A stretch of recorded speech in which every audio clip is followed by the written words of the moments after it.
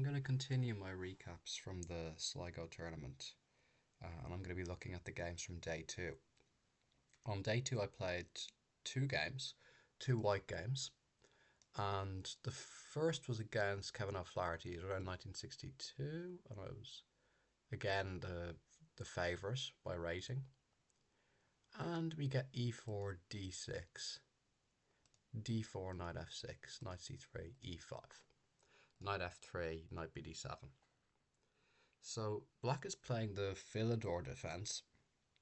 To understand the point of this opening, let's first look at e4, e5, knight f3, knight c6.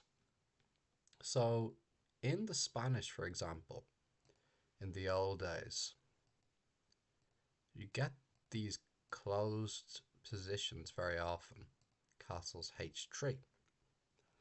And if we look at this position, black's position is quite healthy in the center.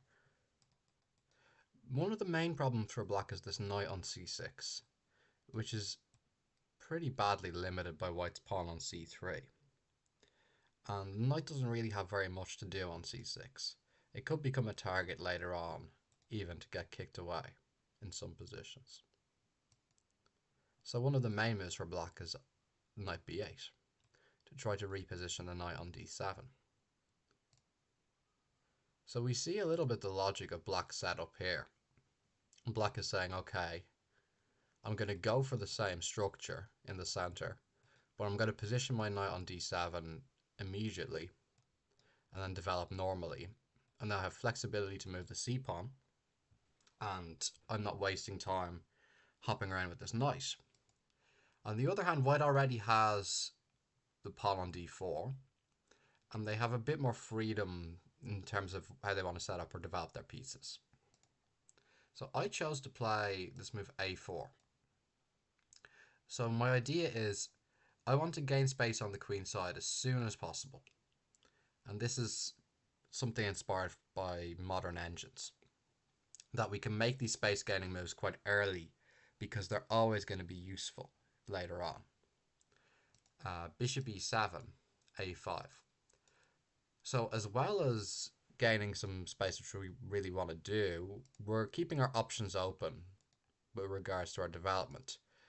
We're able to do this, delaying our development, because we have such good control of the center. This means we're not going to get too panicked about our king getting stuck in the middle for a few moves, because we dictate what's going on in the middle of the board. Black plays c6. I mean, we can argue about c6, whether it's necessary, whether black should castle first. White plays bishop e2. It's possible to put the bishop on c4, so I thought for quite a while here, but I eventually decided bishop e2 looked like something that was in my preparation. Castles, castles. And here we get to the first interesting moment of the game. So far, both sides have played automatic moves. And I guess standard plan for black, maybe two plans. One is to bring the knight around to the king side, where they can start some kind of an attack, potentially. Or black could play for b5. To play for b5, they're going to need to play rook to b8 and then pawn to b5. Otherwise, en passant is going to annoy them. This is part of the reason my pawn has made this journey. Try to limit what black can do on the queen side. We'll really see the purpose of gaining space later in this game, especially against this structure. But here black plays king h8. So the immediate instinct here from the white's perspective is, what's going on? What is that move? Because we have a strong feeling that this can't be the right move, because we've never seen this idea before. And this is something that it's one thing you benefit from looking at a lot of high level games is if you haven't seen an idea before and you've looked at a lot of high level games, it usually means the idea is not good. This idea of king h8 in the Philidor, I'd never seen this before, so it's probably not a good idea. So then the next question is, why is this not a good idea? Or what does black mean by this move? I mean, first of all, the value of a tempo is not that high. So if black continues to make normal moves in this position, or even plays king back to g8 in the next move, it's not going to be that big of a deal for black. So we shouldn't get overly excited at this point because even, if black just continues to wait, their position isn't going to deteriorate by that much. However, of course, black wouldn't play a move like king h8 without a clear plan. So what is that plan? One possibility is black wants to play for an attack with g pawn somehow. I mean, we can't rule it out. It could be, it's an idea in plenty of e4, e5 positions. But more likely, it seems to me, that black wants to play for f5, and they want to use this maneuver knight g8 and then f5, which we see again in a lot of e4, e5 positions. In any case, we need to make a decision here what we want to do, and then black will reveal a little bit more what they're intending. And we shouldn't try to punish this too much. This is often an instinct people have. They start trying to do something dramatic, like d5 or d takes e5, changing the position. But h3 is just going to prepare bishop e3. It's going to be generally a useful move. And even though it might encourage some of black's aggressive intentions, we're not so sure that black should be playing like that anyway. Black plays knight to g8. Now, this old plan of f5, we recognize it from the King's Indian, we recognize it from these kind of openings, or even in the French defense with this mirrored center, with black is always going for the c5 break. The difference in those variations is it's happening against a closed center. And why is that going to be important? Well, we'll see in the game. Because white plays b3. Now black plays f5. So by closed center, I mean usually white would have this pawn on d5, and then this move f5 will be an undermining move, because it's trying to distract the e pawn away from support of the d pawn, which would then become overextended, potentially weak. And black would have the flexibility to arrange an attack on the king side because the board is cut in half by the closed center. Here, after ef, rook takes f5, black doesn't have the same flexibility to arrange an attack on the king side because the board is not cut in half. White's pieces are able to access the king side or to create counterplay in the center of the board. So it'll make it harder for black to just have an unchallenged initiative on the king side. The other issue for black is by playing f5, well, they've weakened many things. One thing is the e6 square, but the most relevant thing is maybe this a1 h8 diagonal. If the pawn was on d5, then this d6 pawn would secure the diagonal, so the king would be safe on h8. However, with the tension remaining in the center, and this f-pawn having moved, black could get saddled with an isolated pawn, which could become weak. If it's lost, then the diagonal becomes a problem. None of this would be the case if there was still a pawn on f7, because if black really needed to, they could play pawn to f6 and correct their structure later on, after de. In any case here, this rook on f5 is vulnerable, so we can improve our bishop a little bit with tempo and kick it away. Here black played rook to f8. I had a feeling that they should really consider taking on f3 and then taking on d4. The engine is not so convinced by this option for black, but there's some interesting things going on here. At first I thought this wasn't possible for black because of the move queen e4, attacking h7 and regaining the pawn on d4, or so it appears. For example, if knight g to f6, queen takes d4, it looks like white is going to be completely winning with healthy development and extra material. However, I got a little bit bothered by this move g6, because I noticed that if I take on d4 now, things aren't so clear after bishop f6. It looks like my queen needs to keep control of this knight. But if I attempt to do that with a move like queen c4, I get kicked away. Or if I attempt to go queen b4, I get kicked away this way. And then after queen c4, knight e5, I'm really getting kicked all over the place. And the position is entirely unclear.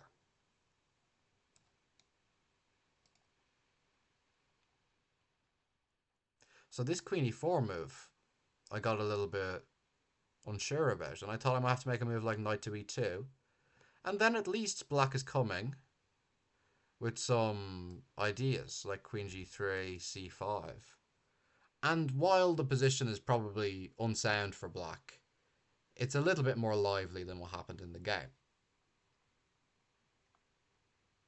Black didn't choose the moment correctly to go for the initiative at that point, and they instead retreated. This allowed me to capture on e5, and remove this tension, and play bishop to b2. Now black made the right decision, I think, and played knight to c5. If black doesn't sacrifice this pawn on e5, I'm going to have an outpost on e4.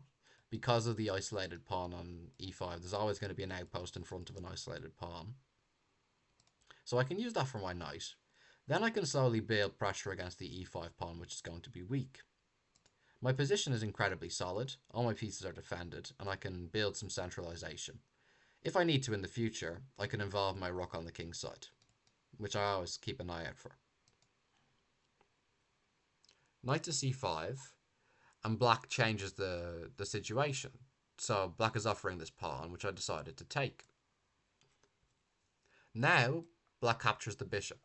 So in exchange for the pawn, black has the bishop pair. And since the center is open, black can argue that the bishop pair is quite a useful thing to have.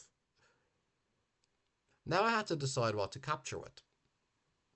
Interestingly, the computer's preferred recapture is c takes d3. And this was really not something that I wanted to do, because I would be damaging my structure. And I mean, it just looked very strange. Knight takes d3 I didn't really want to do because of bishop f5. And now suddenly there is some unpleasant pressure. The c2 pawn might be difficult to defend in the future. I also could be saddled with a bad structure. So I played queen takes d3. I was expecting black to trade the queens and then play bishop f5. But here I can defend my knight and the game continues.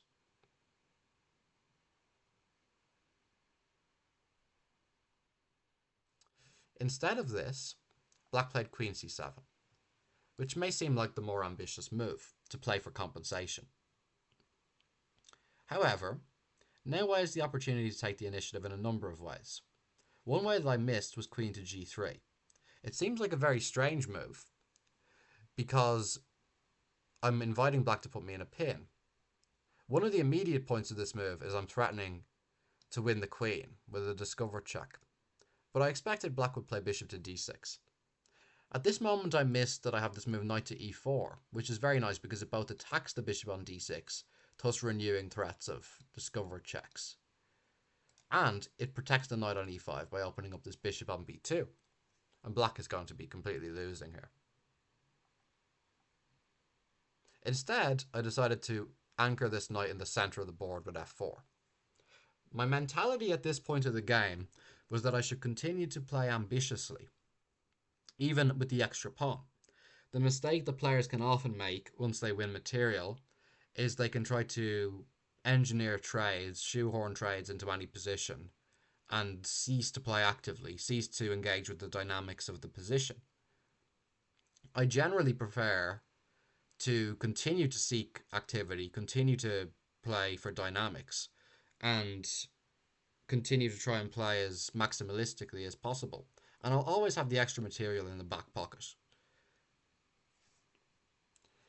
In this case, my extra pawn is on the king side. And I'm trying to make use of this pawn by playing f4 to try and highlight the extra material that I have. Black plays bishop f5. And here I had anticipated I had this move queen c4. I'm not using deep calculation so much here, but I am noticing motifs and accumulating them in my head, totting them up, and I'm starting to feel like this position is working quite nicely for me, because I have multiple ideas. One idea I have in a lot of positions is going to be knight f7 check. And another idea I'm going to have could be knight b5 or knight d5, and making use of this pin here. So my queen is quite nicely centralized. My knight is obviously quite nicely centralized, and so is this bishop. This rook can come into the game. And then all my pieces will be playing. Black plays rook a d8. This is quite a tricky move. Not only because knight f7 check is going to lose to takes, and bishop c5 check, but also because it's an exchange sacrifice. I can play knight to b5, which is what I chose in the game. Now black retreats the queen. And here, my plan from far out was to simply win the exchange with knight f7 check. When black captures and I recapture, black has no time to take on b5 because I'm going to be taking on g7 with checkmate, either with the queen or with the bishop. So black has to do something about this. So they act with tempo, bishop f6. Now when I take, and black takes back, I have time to save my knight. But there's no good square I really want to go to. I imagined I'd have to do something like knight to c3. But now I started to see bishop takes h3. This is around where my calculation ended. I imagined that white should be winning here, or at least should be much better. And white can absorb the pressure with a move like rook f2 or bringing the other rook into the game. However, it seemed to me like white's position was in some kind of disarray. The queen on f7 makes very little sense at this point. It should really be coming back to the center soon. The knight on c3, similarly, has no particular function in this position, and of course both white rooks are undeveloped. Therefore, I decided this wasn't the way I wanted to try and win the game. At least my life would be very difficult in that line.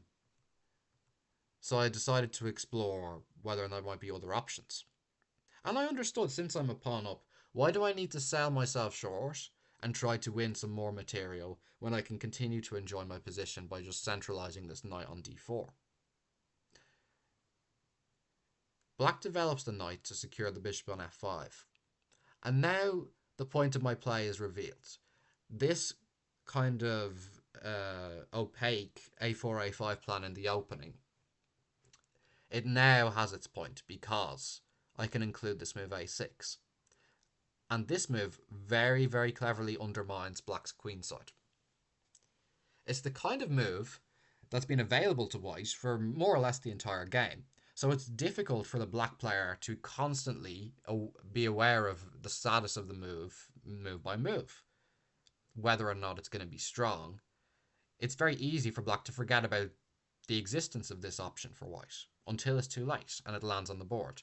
And that's certainly the sense I had here, that this move a6 completely surprised him and that he had more or less given up on the game once that this had happened. There's no good way to react to this because the move a6 activates all of white's pieces. By that I mean, this pawn on c6 was keeping my pieces quiet because it was defended by the pawn on b7. All my pieces are putting pressure on this point, but the pressure is irrelevant really because I'm not going to capture this pawn. However, if I can distract the pawn from b7, suddenly the three pieces in the center of the board become active against a target. So this one move a6 has really unchained all of my pieces in the center. Black plays b6. There weren't really any good options. And now after some time I decided to keep my knight on d4 and instead take with the e knight on c6. I had anticipated black would try this move bishop c5, and I very quickly played king to h2. It might not be the best move, but I just wanted to get rid of this pin. I don't want my position to have any tactical problems. So king h2 is going to secure my king. Now black decided to try and throw some stuff at the wall here a little bit and play knight g4. In a classical game, we should really be able to absorb this kind of desperation. So h takes g4, bishop takes g4.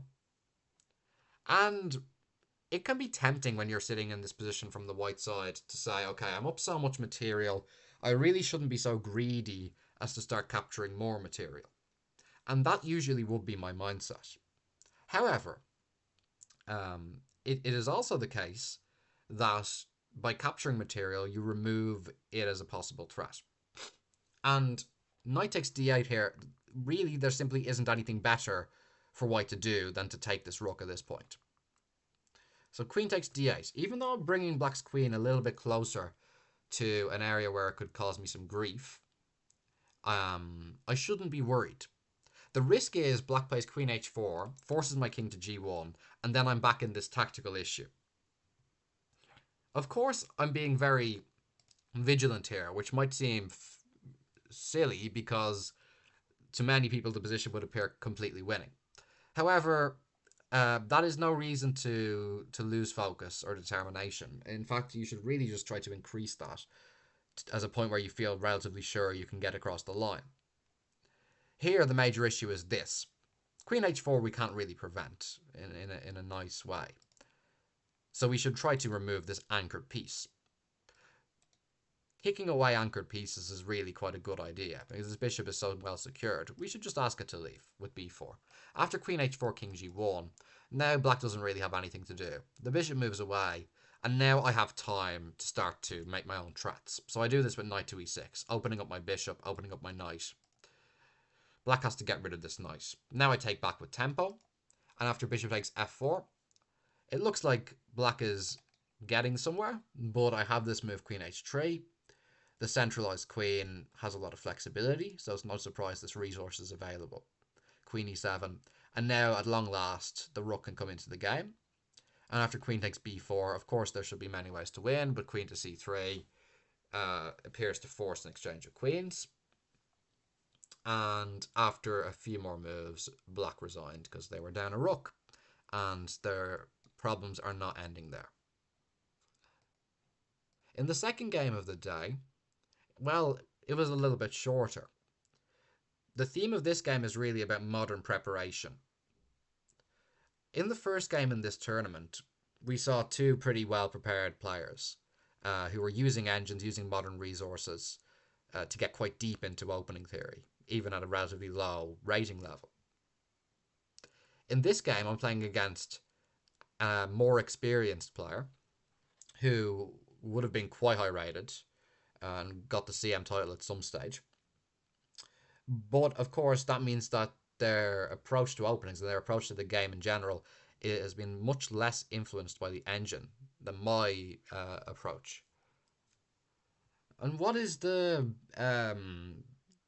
reality of this? What is the effect of this? Well, it basically means that some variations which may have seemed to not pose much of a problem to players in the old days, turns out that for some odd concrete reasons, they cause problems now. And players who haven't kept up to date can sleepwalk into some very big concrete problems in the opening.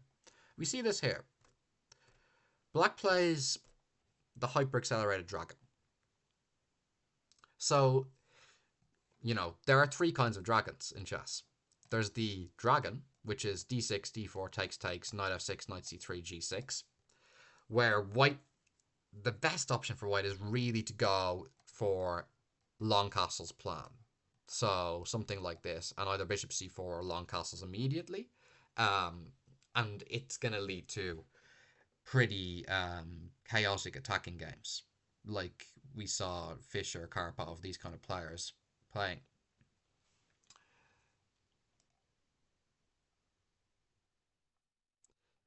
A way for black to avoid this kind of play is to play the accelerated dragon with knight to c6, d4, takes, and g6. Now, it's difficult for white to play in the same way, because at some moment the pawn is going to go to d5 in one move. And as the kind of the old saying goes, if you get to play d5 in the Sicilian and it works out quite alright, then you've probably solved your opening problems.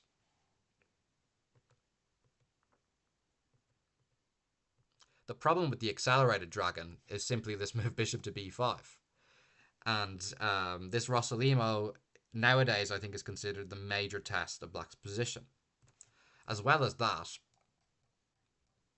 white has the option of playing c4 in this position and entering the Maroczy bind, which, while it should be working out quite okay for black, the positions can be quite passive and dull, because black has less space. So g6 is an attempt to avoid the Rossolimo. It is still allowing some versions of the Maroczy bind, potentially, and it is allowing an improved version of the c3 Sicilian, because this bishop doesn't really want to be on this blunted diagonal. However, I played d4 and transposed to the accelerated dragon here, where I went bishop to e3, bishop to g7.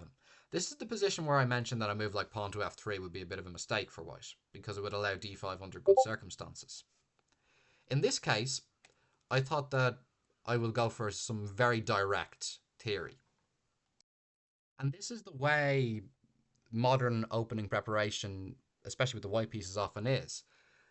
You play very direct lines, and if your opponent knows all of the moves, then they will probably reach a simplified position where they have equality or some kind of three-fold repetition. However, if they go wrong or play kind of human moves, they can often end up in big trouble. So here white takes on c6. Modern Engine's approach to the Sicilian often involves the capture on c6, and this is a move that was very rarely considered a problem in any Sicilian in the old days, because it was felt that black would bolster their centre with the move b takes c6, and gain some dynamic opportunities on the half-open b file. But here, white is attempting to justify their play in a concrete manner by playing pawn to e5. Now, after black plays knight to g8, which is not the only move, but is the only move that doesn't lose material. Knight to d5, a pawn sacrifice is available, but it doesn't really work for black. That's the long and short of it. So knight to g8 seems like a big concession for black, but black has this target on e5, and black is thinking, if I can play d6 or f6, my bishop is going to open up, and I'm going to have a very nice center, a safe king, and presumably no problems. I'm going to have a very good version of this opening. Bishop to d4. And this is the first little twist. If black develops normally with knight to h6, they fall into this trick with e6. They can't touch this pawn because then I'm going to be taking here, and if they exchange here, I'm still going to be attacking the rook, or I can include some check somewhere maybe afterwards.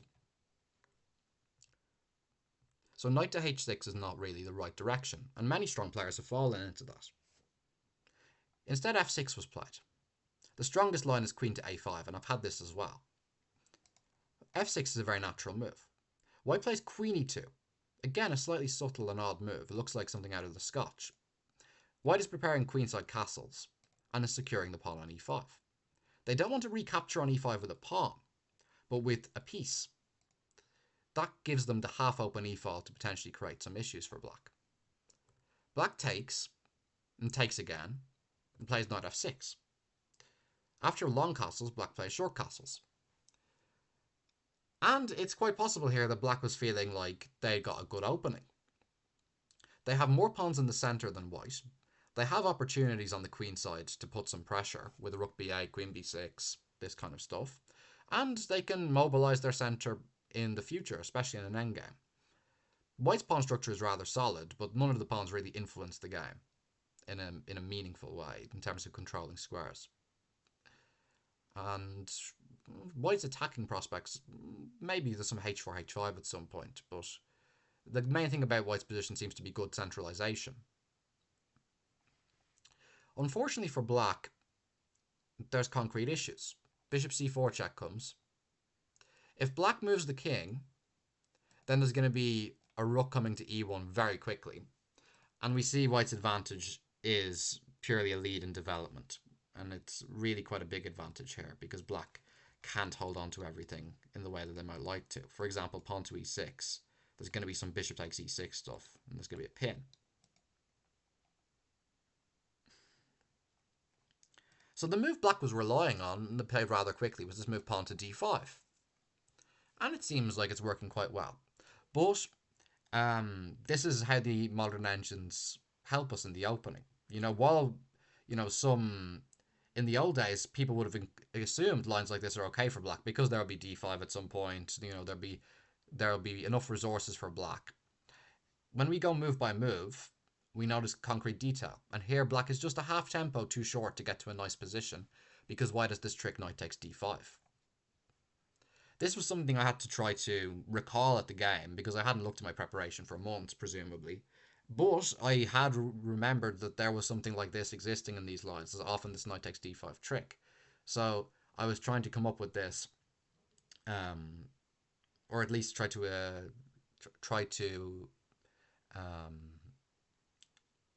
recall that this was the correct moment to do it. Black recaptures. Now I take with the rook. So the tactic makes sense. Now if black moves the queen, there's going to be some fatal discovered attack. So they must take the rook. Now I recapture. Black's king is trapped. They have to play e6, and now I'll collect the rook in the corner. I've only won, it looks like, 2 pawns out of this whole thing. I haven't won anything too drastic. But it's going to be enough because black's position is really in ruins. Their king isn't very safe, and their light square bishop isn't very effective. Black can recapture the pawn with rook takes f2, which I kind of expected him to do, but then I'm going to get quite active, so I don't think he really wanted to do this. Instead, he went queen b6. The problem with queen b6 is I can simply retreat the bishop. Again, he can capture the pawn on f2, but he decided to try and play something else, and then I said, okay, I'll keep my pawn. We can trade the queens, but here white has two pawns, and the conversion should be relatively easy. Just slowly stepping up the board, activating the rook in the center of the board, making sure g4 doesn't annoy us too much, securing the second rank, and then maybe outposting this bishop on e4 where it's hard to kick away and it complements the e3 pawn quite nicely. And now the final touch. Really, in these endgames, you want to focus on your strengths, and white's strength here is the pass c pawn. And if we start pushing it down the board, black's pieces are going to get really, really badly distracted, and it's going to be hard to stop. So black resigned. So that was a day where things seemed to go quite okay for me. And maybe we'll look at the final day where things got a bit more complicated. But okay, thank you guys.